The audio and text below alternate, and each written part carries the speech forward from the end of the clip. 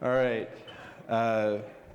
We're going to talk about, who is my client? Where's my responsibility? If you would, remember to check in.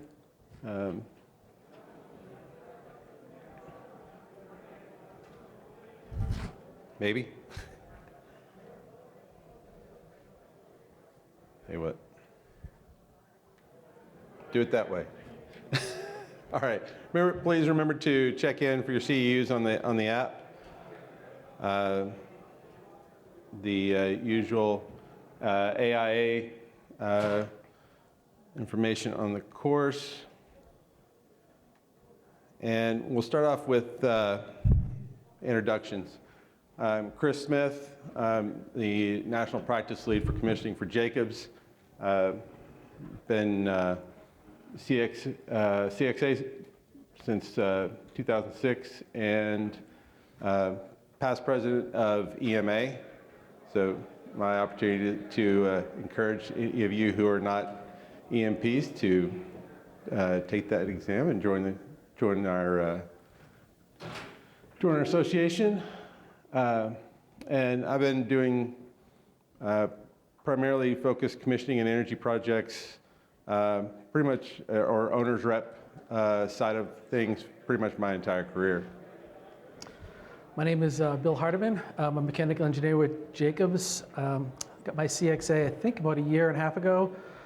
I've been doing commissioning. Commissioning was introduced to me about 14 years ago. I joined Jacobs for about a 4-year period. At that time, I did CA. I ran a CA group for a different firm. Prior to that, about 12, 13 years of mechanical design engineering. And before that, I was a licensed journeyman plumber in and around college. My father, my grandfather were union plumbers, and I soldered my first copper joint when I was 6 years old. So I'm pretty familiar with construction sites and mechanical systems. All right. Again, we want to talk a bit about where's about some ethical dilemmas that commissioning providers can get locked into. And we'll go through learning objectives, commissioning provider responsibility, contracting relationships, one of those fun things we all love to talk about, responsibilities in a couple of specific areas, and then Bill will talk through a specific case study on some of those conflicting priorities. So, learning objectives for this primarily all about responsibility of the commissioning provider and what you see as your responsibility in the commissioning process. When we get into projects, you've got a lot of different stakeholders. And this is just a small list, and each one of these you could drop out 100-fold beneath them. They all have different priorities, different things that come to their top, different things that are prime, that are top of mind for them. And those are not always in the same list or in the same order for each of the players that we work with on these stakeholders.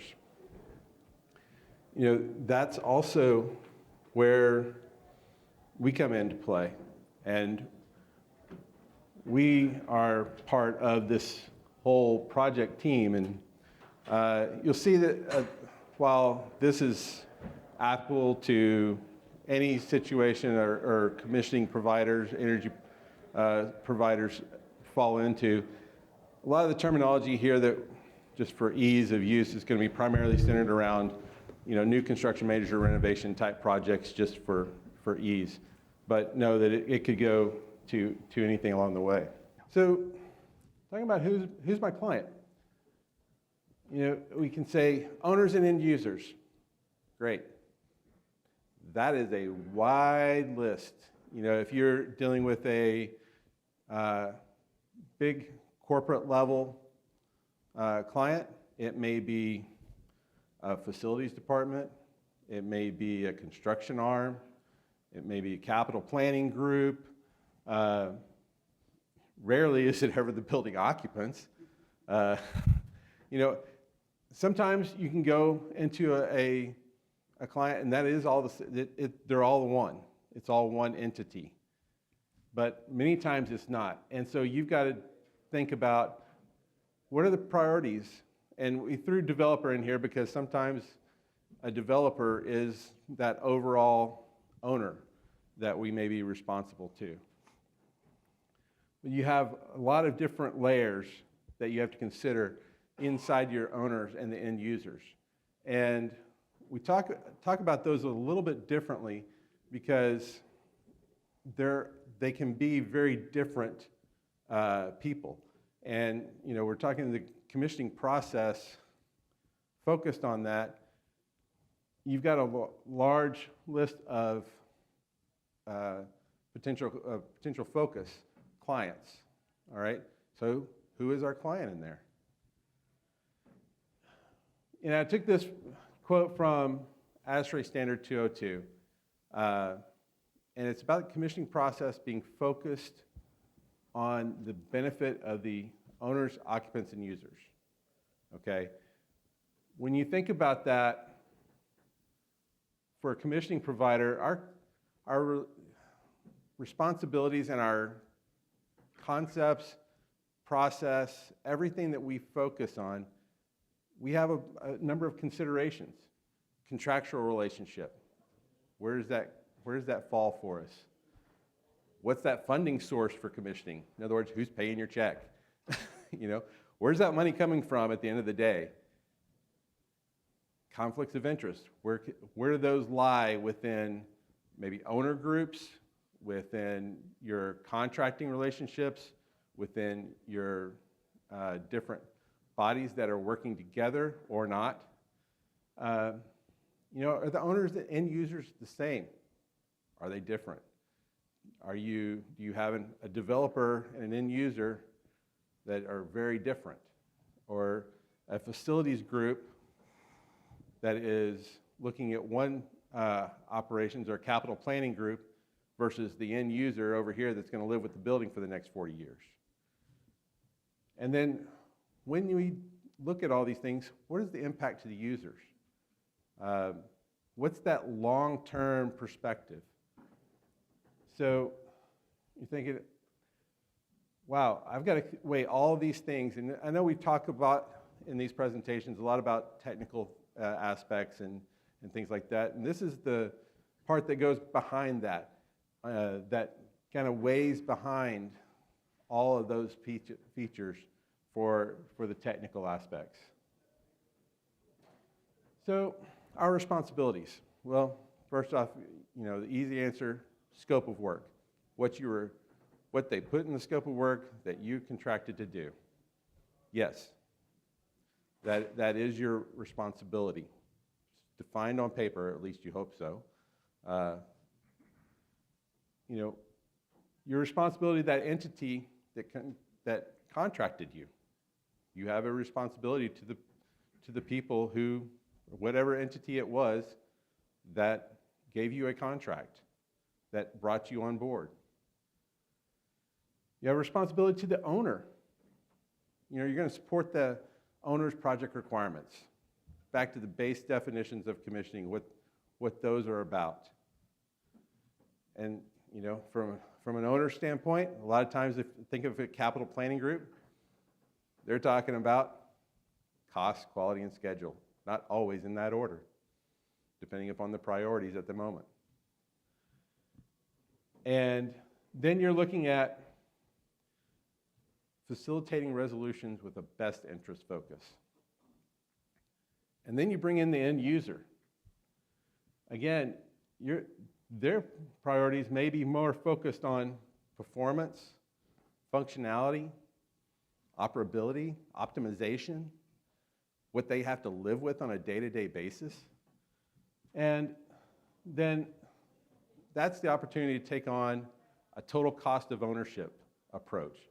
In other words, not just today, but what does it look like every day beyond that 20 years beyond that, 20 years beyond that. So, contracts. And we've probably all seen that we've been contracted in a wide variety of ways. If you've been in commissioning industry for a while, you probably had a contract with just about every stakeholder possible in a project team. It just happens that way. So, what's our preferred way? And we talk about this with ACG as, independent third-party commissioning agent, direct to an owner. If you're going to represent the owner's interest, that's the best way right there, is direct to the owner, especially if the owner and end user are the same. That's even better. It reduces those potential conflicts of interest that are in that contracting relationship. You can, if you have an owner and end user that are not the same, or you have a developer in between, you can weigh some of those. You may have some conflicts there. You can weigh those benefits, the impacts between the two that you may have to ride through discussions on where those land. But it's a lot easier in this case to look at that long-term perspective, that long-term picture, that total cost of ownership. And then, you're that direct representation. You're right there in front, and you've got the owner standing right behind you.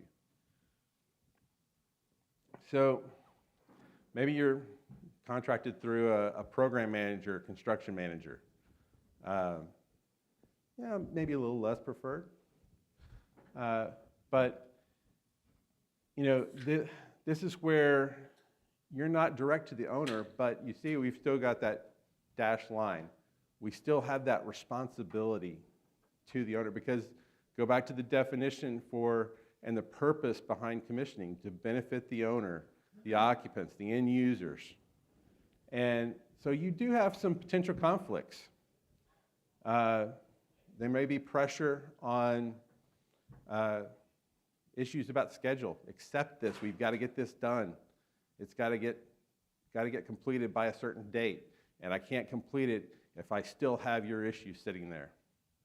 Or it may be, let's keep that. That's going to cost us a little bit more. It's not going to make a difference today.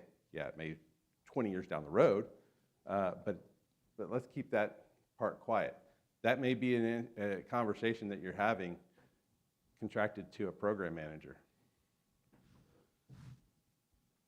And then what we see plenty of times, and we're contracted this way plenty of times, but what I will tell you, my perspective is, as the less preferred method of being contracted through a contractor, designer, DB contractor, design build team, whichever side of that you come in on. And I say that because you now have one or two, sometimes 3 layers between you and the owner. And there can be plenty of pressure to satisfy the folks that are between you and them contractually. But again, let's take that dashed line back up of what's our ethical responsibility? What's our responsibility as providers through the commissioning process? Again, back to the benefit of the owners, occupants, and users. So we have seen that plenty of times where you may get blocked. They may tell you, no, I don't want you talking to you're contracted through me. I don't want you talking to them. We'll filter all your statements to the owner. Well, that doesn't. I will tell you, that's where you start getting into those conflicts. Does that work? Is that still work within the commissioning process? This is where, as a commissioning provider, we have to drive that relationship. And sometimes it's driving through roadblocks. Sometimes it's a very easy relationship. And you say that up front, and you say, great, I'm glad you're giving me a contract. I'm happy to be part of this project, but just remember, you're paying me, he's paying you, I'm reporting to him as the owner. That's sometimes not an easy conversation. And it may be the easy conversation of day one when you get the contract. It may not be an easy conversation when you get to corrective issues. It may not be an easy conversation when you start looking at something that's going to hurt schedule or create more cost on there. So let's talk about a bit about value engineering. This is one of my favorite things of saying value engineering, which is often neither value or engineering, right? Occasionally you find that one good nugget of an idea in there that actually does make sense from a long-term perspective, but many times it is just what I also refer to as just, hey, we're going to cheapen the job. All right, we got to get under the budget. Now, especially if you're not direct to the owner, it's your responsibility as commissioning provider. You look at the owner, occupant, end user. That's where you have to step in and say, what's that impact to the OPR? What's that impact to the long-term operations? What's that impact to the O&M guys, girls, and everybody who has to live in that building going forward or operate that plant going forward, whatever that is? Most of the time you get a VE discussion going, it is primarily focused on first cost. It is just first cost driven. And they're saying, I've got to chop this much to get this job under budget. But if you can now introduce that long-term perspective, that end user perspective into that, this is a great opportunity when these come up to do that. Now, can you have conflicts? Yeah. Specific relationship that we were provider to, we were at least 2 layers down below in the development side from the end users. They were driving a particular healthcare facility. They were driving some certain solutions that truthfully, technically, just fine. It'll work. And first cost, it's the better option. Potential failure point, you introduce a single point failure on a sterile core facility, sterile core portion of a hospital. Not the real ideal situation. Especially not a very solvable single point failure. Now, will that ever happen? We don't know. But we test for it, right? So this is one where actually we talked and pushed the issue, went around our contract folks, our contracted client, to a point we got told to shut up. And then the following question is, do you want phase 2? So you have to still look at that best option, though. Push that the right decision for the overall project. And by say overall project, the overall project doesn't end when you get C of O. Doesn't end at the end of warranty phase. Doesn't end day 1 of operations, which sometimes aren't even the same thing. It's the full life cycle. And then talking about corrective issues. I'm sure we've seen it plenty of times of, hey, if you're contracted through the contractor or through the design team, hey, we got that fixed. Just mark that, it's complete, it's good. Don't worry about it. or no, we're fixing that right now. Don't mark that down as an issue. Owner doesn't need to see that we've done that. We're going to correct it in the next day or so. Don't worry about it. That's where we're supposed to, we still have the responsibility to still document all that. Plenty of times contractors will tell you, I don't want to, we're going to fix that right now. Don't document that as an issue. That way we don't have another issue on the log. Keeping that log count low. We don't want it we want to keep that number pretty low. It makes us look really good. But that's still our responsibility to, even if they've solved it right then, you still found an issue.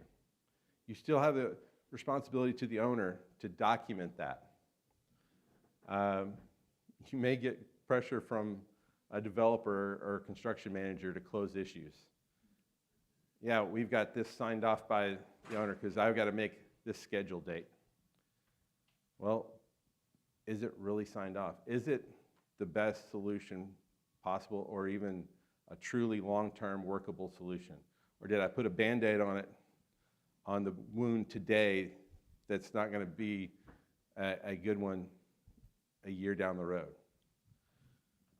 And then that's where you get back into those long-term impacts. If you're also contracted through the design team, anybody ever had any pressure to not report an issue that would have been through the design team? Would have made the design look bad? Would have pointed out some little error or omission, small or large? So that's where you can get that pressure coming in to say, well, we'll solve that on our side.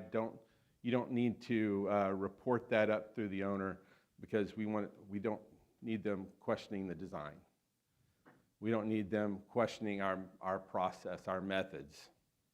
Well, you still have that responsibility. You still have that ethical responsibility of the commissioning process, again, back to benefit of the owner, the occupant, and the user.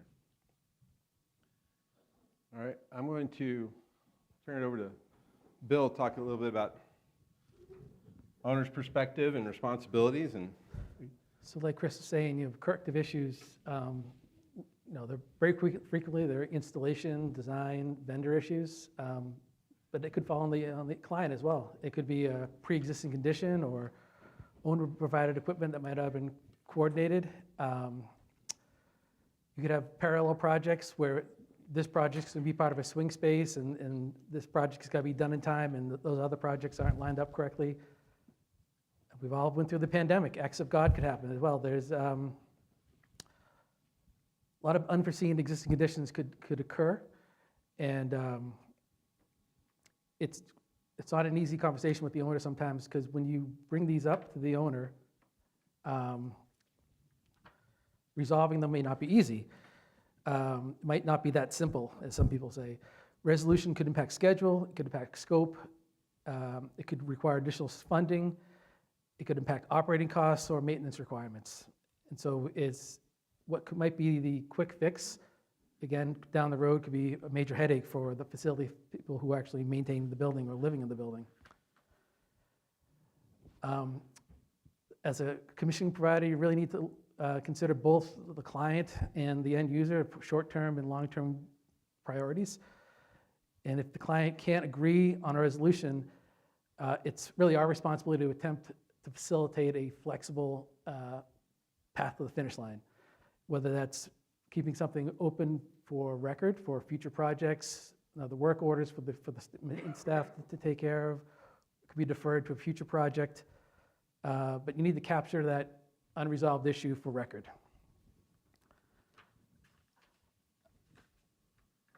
That's not always possible, and a significant project impact could be sometimes is unavoidable. Generally, the client and the end user have the same goals. They want a successful project, good turnover, the building fully commissioned with everything on time and on budget. So as Chris mentioned, we have the commissioning team, we've got stakeholders, owners, and users, the contractors, design professionals. As the lead CXP, we're here to drive the process. We're trying to coordinate and implement the commissioning activities, But again, look for the best interest for the end user, the client, the funding source, the people who are going to reside and maintain the building. You can't lose sight of that.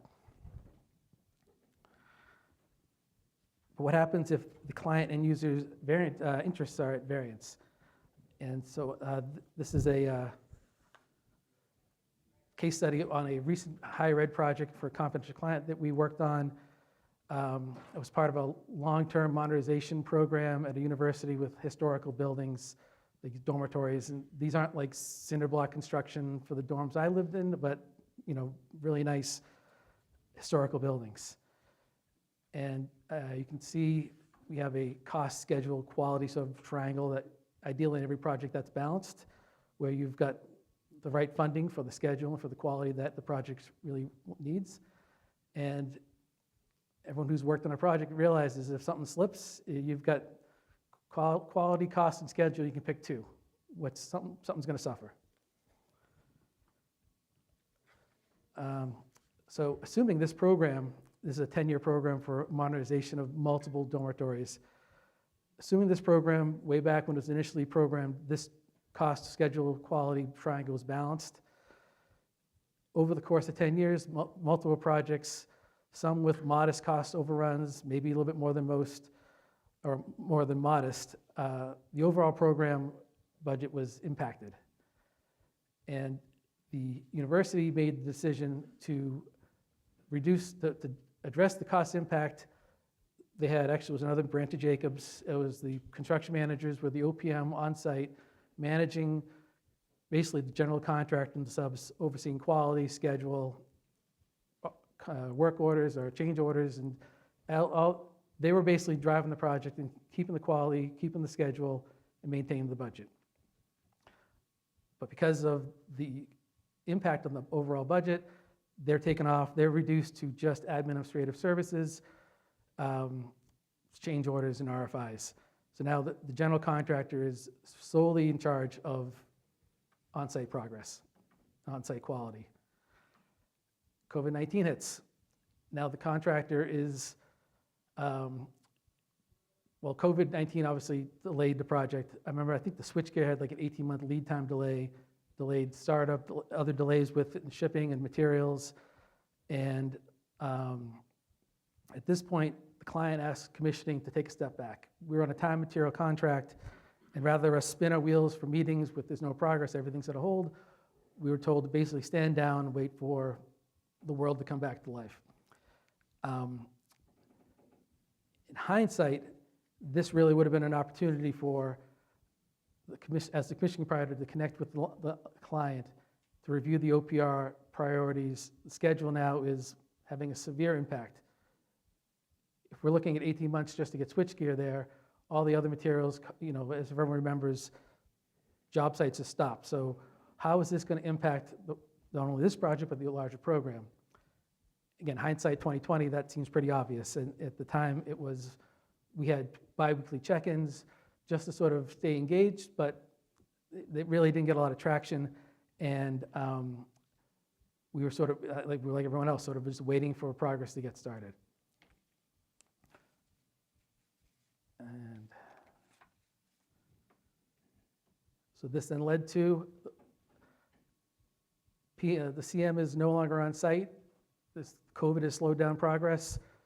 And the contractor, because he doesn't have the CM overseeing him, his schedule is not being very efficient, is falling further behind, and now quality is dropping. They're not having the oversight of the CM on site, and they're making mistakes, they're doing rework. The more rework there is, the more schedule delay is being felt. It's going downhill pretty fast. This project was going to be a swing space for another project on campus.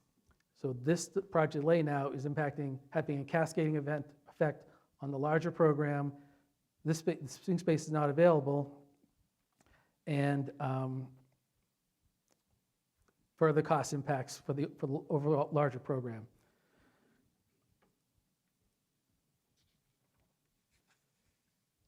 Now the project's delayed to the summer of 22, I think it was, and they've had to cancel the summer semester. So now there's less revenue coming into the university. The high-level decision makers at the university are not very happy, and they decide to fire the GC. And I've been on projects where it's been threatened, or we're going to get rid of the controls contractor, we're going to get rid of the plumber, but who's going to really honor the warranty for someone else's work if you fire a contractor midway through? Since it was the GC, the university's like, we will manage their contracts, and they'll own their own warranties, and don't worry about it. So they move forward.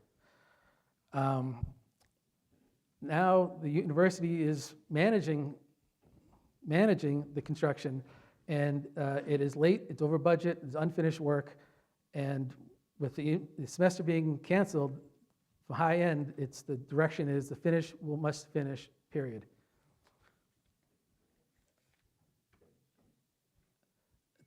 So then their work plan, whether it was balanced at the beginning or not, is completely out of balance. And so whether, being a high-end university, historical renovation, quality was emphasized from the very beginning, now we got to get this done. So that's the backstory to the dilemma. The local AHJ requires a life safety test for certificate of occupancy. Everything's been delayed, nothing's been done, there is no system readiness on any of the equipment, so no functional testing is started.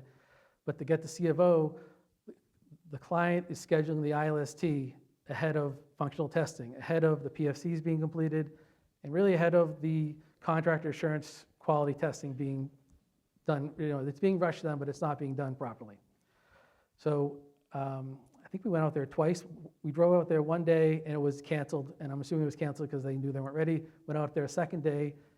John, you came up from Texas to help us. And it was a show, if you can say that. Yes. So it's not a huge building, it's a good sized dormitory, but we expect about 2 hours of testing and to go through, it's a cascading test where you simulate a fire condition in one space and something happens, smoke theoretically goes down the hallway, something else gets triggered, and then eventually, the generator's on, it's all the egress doors are unlocked, strobe lights are on, air handlers are shut down. It's a catastrophic simulated event at the end of the test. 2 hour test we expected. 10 hours, we were there. The very first step failed. The transformer valve exhaust fan was not installed, but we were going to move forward. The goal was to identify deficiencies to help finish the project.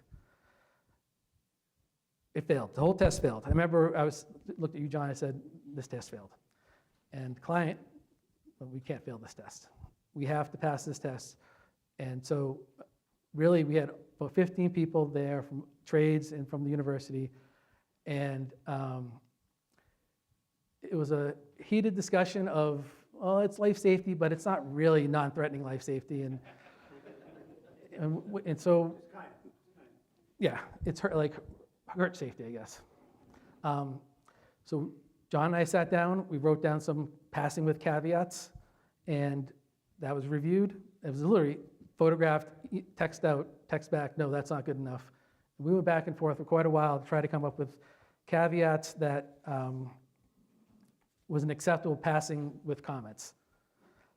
I think, I forget the exact wording, but eventually, really, the university fire department, who we know pretty well from prior projects, this test isn't passed because the first step you didn't pass.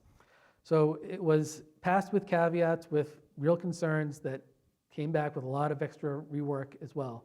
But I've been on a lot of construction sites, and I remember someone told me that everyone needs to get their ass chewed out every once in a while just to keep them honest. That was a pretty high pressure situation that you have the ethical dilemma of the clients are moving the goalposts, not only for the FPT, but for the project expectations. And so you're always brought up with, the client's always right. But who is the client? And so it really comes down to, is it the funding source, or is it the end user, or can we navigate some way to look out for their both best interests? So I guess, the looking back on it all, you need to really ignore that intense client pressure and facilitate a path to the finish line for the best interest of the client and the end user, even though at the time it doesn't really seem it's really feasible, but that's really the final outcome of all that. So the lessons learned at the end of this whole conversation spawned this presentation with Chris Armstrong a year and a half ago. Identify and communicate a clear understanding of project priorities. The OPR should capture that, but really sit down with the owner and get an understanding. Is the schedule, is the cost, is the quality? What's really driving the project?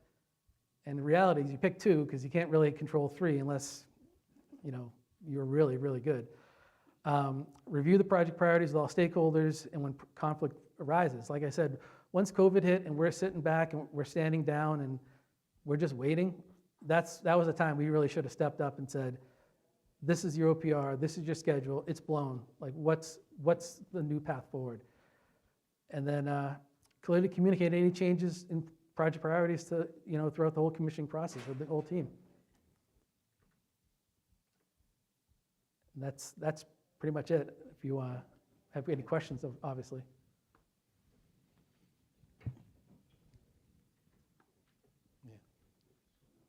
Well, I think it's worthwhile you mentioning what happened when you had to do that resolution. That you didn't just set up the that client representative that was there, just say, they're pissed.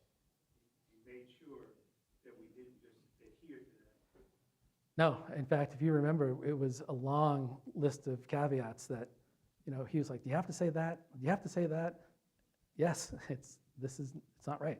And we worked on design build projects, like you mentioned, where you test it to the sequence and you send it doesn't pass, and all of a sudden the sequence comes back changed to make it pass.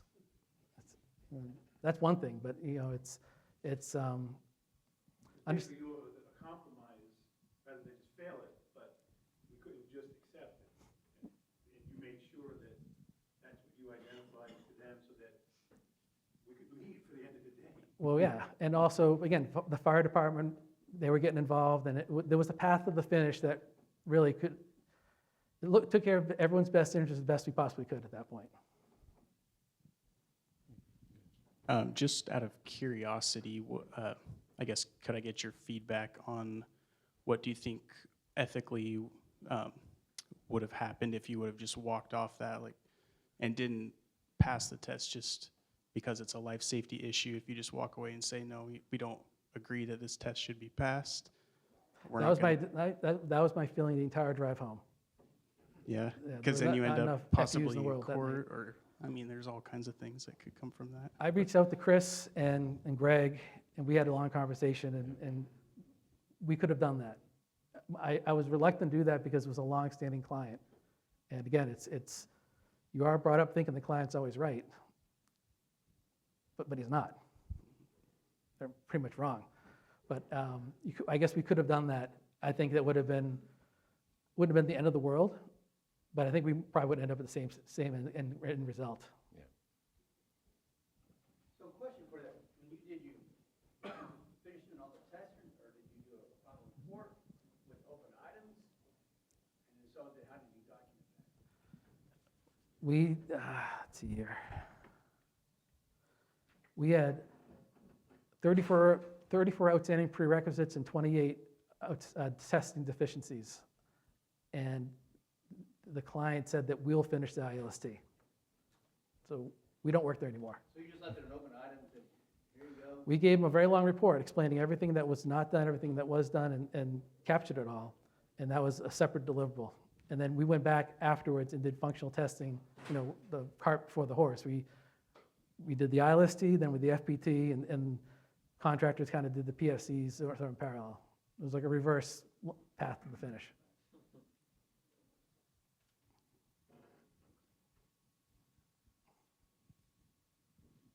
So I think a lot of projects that have a CM, construction management, they have responsibility of the cost schedule and the quality controls, because when that doesn't exist, some of those things fall on a commissioning provider. I've had, arguments with some general contractors when you're not working for the GC or for the contractor, whether through the CM or the owner directly or through the architect, you're commissioning. And some of these commissioning tools, when you identify issues, whether it's in the prerequisites or it's in the testing deficiency, they have sort of a when they should start and when they should finish. My argument with a contractor, I don't own that. You own the P6 schedule. That is a contract document, and you have to maintain that, and you have to explain any slippage. So why would you ask me when your deadline should be? Do you agree with that? Yeah, I mean, I agree with you that they own it. Our responsibility, my viewpoint on this, as I hit the mic, my viewpoint on this is that, yes, it is our responsibility to point it out, but I don't control their contract, their subs. I don't control their schedule. They're responsible for that. If it impacts the schedule, sorry, that's just reality. Still point out the issue, right? And they have to own and figure out how to make it all work for their end. I think you're looking at their schedule and you give them input and saying, this schedule has no logic Or it has no room, or no room. right? What do you think was the reason that you guys were under such heat for the ILST and it wasn't the contractor? Were they equally sharing the blame? Because I feel like you should have just failed and the S-storm should have fallen upon the contractor. So I was told the university put the same pressure on the design team to sign affidavits as well. So it was really, the contractors, they're just trying to get out of there. They couldn't get a C of O until the ILST passed. Right. And so it was really just trying to jam it right through.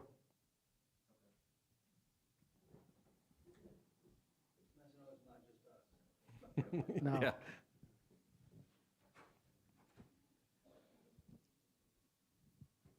Hi, so following up on that, affidavits and this whole testing, isn't it really the engineer record then to interpret those 28 deficiencies and say whether that test passed or not? So, right, and the client was asking us, there was a fire alarm variance. And we're like, well, we didn't get the expected result. Well, they wanted us to interpret it. Like, that's not our role. We're not the engineer of record. That's not our role. We have what it should do, and we have what it did do. So we need their input on what the resolution needs to be. And again, they're trying to they didn't want anyone to leave until that was signed and they could move on. And so it was, you're right, that the engineer of record should have been weighing in on most, if not all, these issues.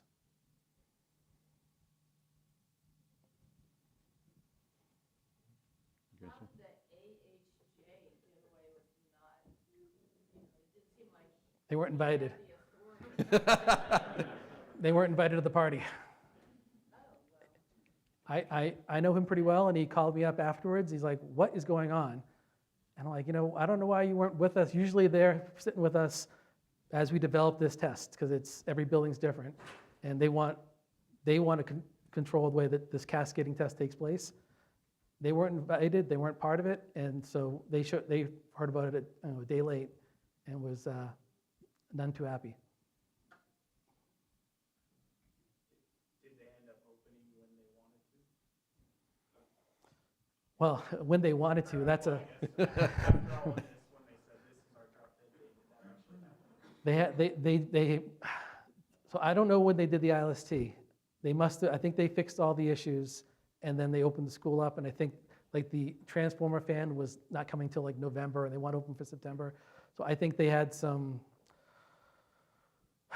variances, or they had some punch list items that allowed them to open up. They opened up on time, yes, but most of like the life safety stuff was fire alarm was addressed for going to the wrong place, so they had to go back and retest, I don't know, like a 10% of the fire alarm addition to what they fixed. So they did all the stuff they had to do. But as far as redoing the ILST, I don't know when that took place. We were not involved with that.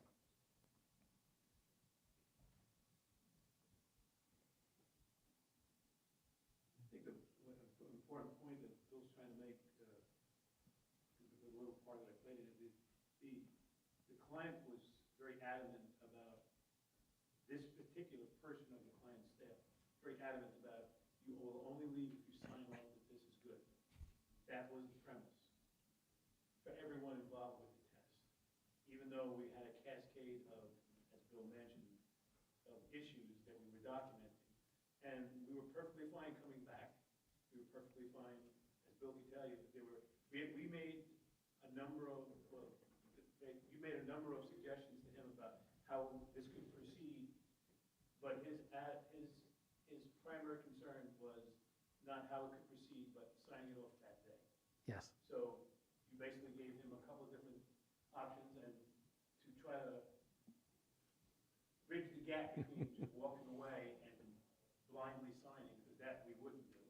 That was one of Bill's first admonitions to the client, we're not signing this off to say everything is good and walking away, was to come up with some kind of a compromise so that we could leave. And we made sure that, well, how many people did you contact in Jacobs to make sure that, that everybody understood what we were doing, so that we were doing it with due diligence, but still with trying to maintain a good relationship with the client. Yep, and make sure that the fire department's involved and that all those loose ends get resolved. But it was, I think we had 3 very long drafts on site, and we probably had, the final report was massaged for a couple days.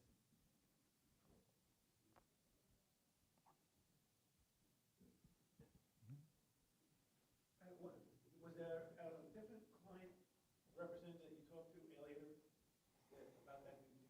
You mentioned something like that. Didn't they basically agree with what you did? That you spoke to someone else from the client? It was the fire department. Oh, it's right. He knew the pressure of the project, and when he saw that the ILST come through, he just called me right up.